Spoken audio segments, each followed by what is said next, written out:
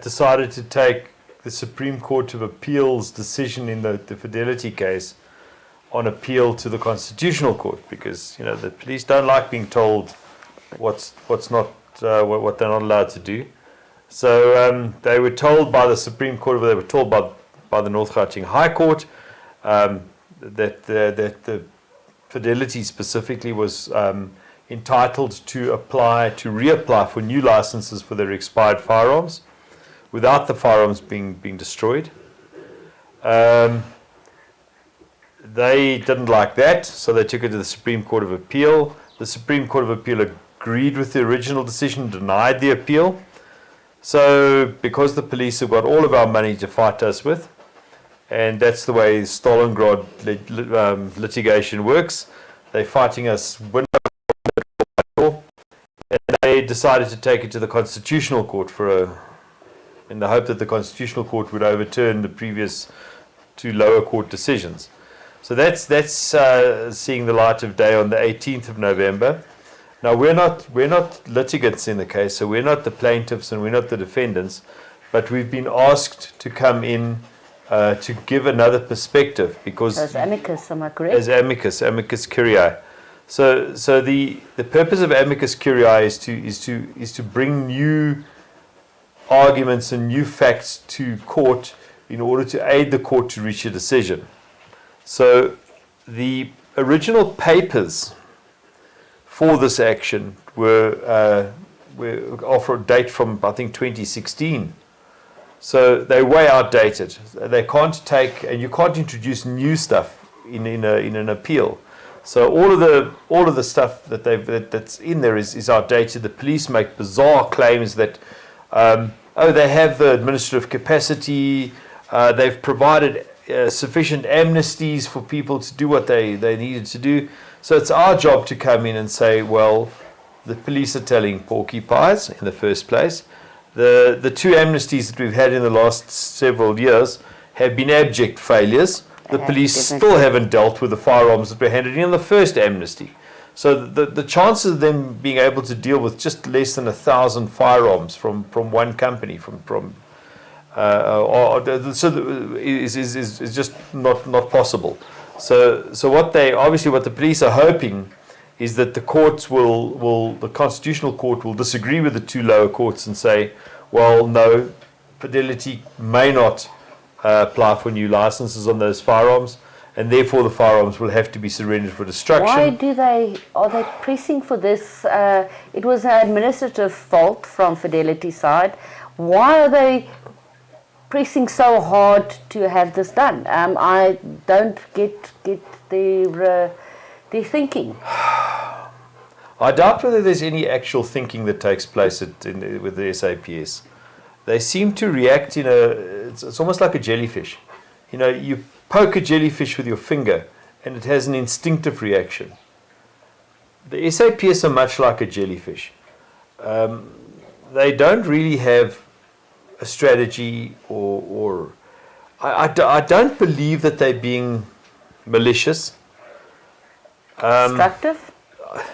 I think they just don't like being told to do what they have to do. They don't like being put in the category of ordinary people that have to actually obey the law. They prefer to see themselves, sorry, and I've got a Rottweiler licking my leg again. Uji, come on. So they seem to believe that they're a special category of person. There you can see. And that, sorry, I apologize, the Rottweiler. So I think they think they're a special category of people that the law doesn't apply to them. Yeah. And that's police management. A fish rots from its head, and the head of the SAPS is as rotten as you can get. I mean, I'm not talking about the actual officers there, but the political head. I mean, really. Oh.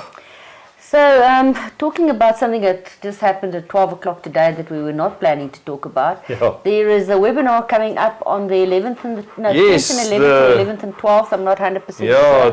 What is that about? The Field Marshal Admiral Tele is hosting a webinar on the 11th and 12th to discuss the Firearms Control Amendment Bill 2021, that abortion that they threw at us this year. First time that they've actually everybody's been asking what's been happening with this, and this is the first thing that we've basically seen. Yes, so apparently this is being hosted in person by the Field Marshal, Admiral Tele.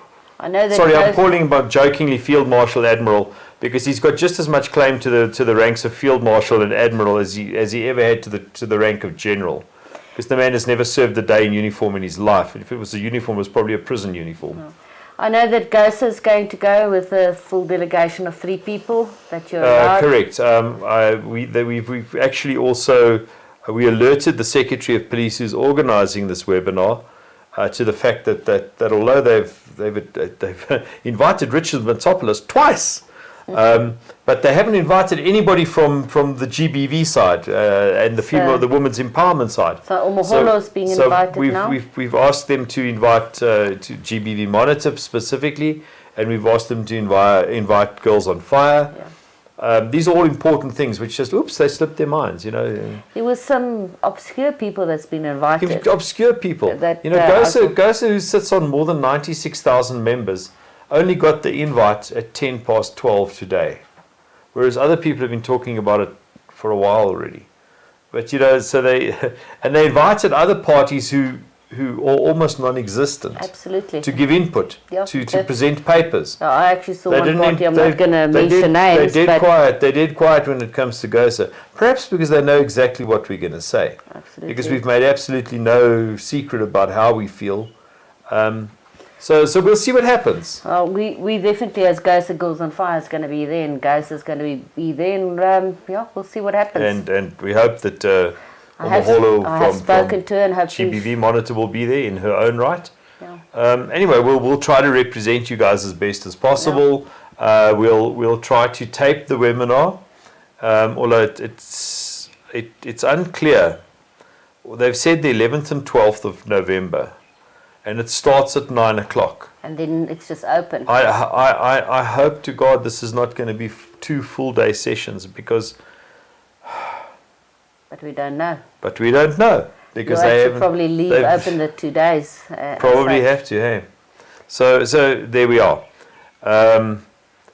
It's at least they're talking to somebody at last. Hopefully they don't just use this as an excuse to claim that we've consulted widely as per the constitutional prescription. And then they'll just go and then just blunder ahead with whatever crap they would have forced on us in any case. I'm actually quite worried about it. Yeah, me too. In any case, the Firearm Festival this weekend was absolutely awesome. So maybe you can just talk about some of the exhibitors that's been there, gun buddies. The 50 cal. Yes, so from GOSA's perspective, again, obviously on the Saturday and the Sunday we had the Girls on Fire basic introductories in the morning. The venue, by the way, is spectacular. Wattle Springs, what a wonderful venue to host at. What a wonderful environment. Absolutely. There was food was good. Food was great. They've got their own restaurant on the premises. They got a bar there for people afterwards. It's very really comfortable. You drive in the gate and there's this big kiddie swimming pool in front of you on grass, which is it's nice for the kids and to bring the family out to something like that. We had a lot of families. We had a hell of a lot of families, that was interesting, which was very interesting. Yeah. So I believe that you're inking them in as the hosts for the Girls on Fire Top Shot competition next year at the end of March. Everybody's asking. I'm going to start planning it right now, but it will be again towards the end of March, and hopefully we'll open registrations by the end of the month. Great. So it was good. We had some interesting people out there. We had the Black Powder Federation or Association out there. That was actually quite awesome. They had cannons, but some serious cannons, 6-pounders and stuff like that. So, they were kicking up a lot of noise and making a lot of smoke. We had miniature cannons out there, which I believe you also got involved with shooting. So they burnt a lot of black powder over the weekend. The We had Tib Hudner, the world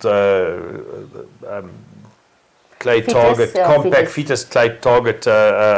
Fetus compact champion, coaching people for 2 days on the main shotgun range. Yeah, Gillian Maestri as well. And Gillian Maestri, of course, as well. Our own girl on fire. So that was all good. It was a very nice feeling. We appealed, it looks like, to a whole new group of people, which is always good. It's always what we're aiming at. And then Gun Buddies. I must say thank you to Megan from Buccaneer. She sponsored some ammunition for us on the second day. Yeah. And so go and have a look at the videos that we post, that we are busy posting now. Yeah, sorry, the editing takes longer than actual shooting the videos. So the Gun Buddies had their proper coming out on Sunday afternoon, and so Scrappy the Land Rover was in attendance. We actually got it there. Yes, he made it there, and he made it back without incident, which is quite interesting. And he actually passed some real He did. modern cars on the way there. He was doing his business. I was quite surprised. Yeah, so we have the first printed copies of the book. Still waiting for to a lot. show you. This is the Hardcover. This is the hardcover of Scrappy the Land Rover, Mandla's birthday, and you can see it's a proper, nicely done, proper children's book. And it's got at the back of the book, it's got a okay. Actually, I don't want to show you on this one. I don't want to. It's actually got a colouring in book for the kids, which is a colouring in picture, which is quite nice. That's the hardcover, and then the soft covers. And the soft covers are also stitched and very nicely presented. Great Christmas presents for the kids. Should be at all of the major gun shops in the next week, I hope. Correct. So Safari and Outdoors ordering. Wildman is ordering for all of their branches. Dave Share Guns, Waterfall Arms, Pretoria Arms will have in stock. We'll be organising book signings for the author, which is Lynette, and the illustrator. Will be attending book signings all over the Gauteng area over the next little while, and perhaps next year further into the country, which proves to be very exciting, I think. But this is the Christmas book. The Mandla's birthday party is the Christmas book. So if you've got a kid that hasn't gone that's school going age, or even the first 2 years of 3 to 8 to 3 to 8, please, they'll love scrappythelandrover.com. So own Eddie Eagle type thing for South Africa. Yeah, it's probably better than Eddie, the Eddie Eagle program from the NRA. It's I don't think anybody's ever aimed at preschool kids before. It's firearms safety training. It's how not to get shot with a gun. Yeah. Everybody should be doing this. So the only other thing that I can maybe from my side talk about is we're going to have a ladies event at Wildman. Is it Montana branch? Or no, Centurion branch. Centurion branch. At the end of the month, as part of that 16 days of activism that we changed to 16 days of action. So it should be a little bit more than just a plain introduction to handguns. Yes. So it'll, just look out for that. We should have it advertised after Tuesday next week. Correct. Anything else that you would like to talk about? Well, geez, we've got some other interesting matters, some other interesting legal matters on the cook. We've got a court date, as I think I mentioned before, of the 3rd of February. Where we're looking for a declaratory order from the courts on the time periods that the police are allowed to take for competence. Because, I mean, they're taking years at the moment. They're just doing whatever the hell they like. So we've got that. We're waiting for a court date on a declaratory order from the court as to what exactly constitutes a license. The purpose of this is so that we can force through the courts, so the courts can declare that the printout is a license. Some of the amnesty firearms were released at station level on printouts, but they don't want the dealers to actually release it. But they won't allow a proper dealer who actually has managed to survive police record checking, unlike a lot of the police members, to issue the firearms on a printout. So we want the court to declare that. Because of this whole backlog we still don't know. So this week, interesting. So the police last week were moving, or the week before last, moving from faulty towers to the telecom towers, because the building that they were in at faulty towers was rotten. It was condemned. It was not fit for human habitation, not even for the CFR. And they were busy moving the last 2 weeks, and suddenly this week we hear that, hang on, they were told to vacate telecom towers and go back to faulty towers because the building, I don't know, apparently somebody's palm wasn't greased enough, I don't know. So they back it, but now they're not working because now everything's been packed into boxes and they're sitting around waiting. I don't even want to know what's gone missing in the process. I just don't want to even think about it. Actually, strangely enough, what seems to have happened is we saw a bit of a raft of approvals coming through all of a sudden. And I think that in typical CFR fashion, the guys were told, listen, you clean off your desk, you either pack it in boxes or you approve it quickly. And it was easier to approve than to pack in boxes.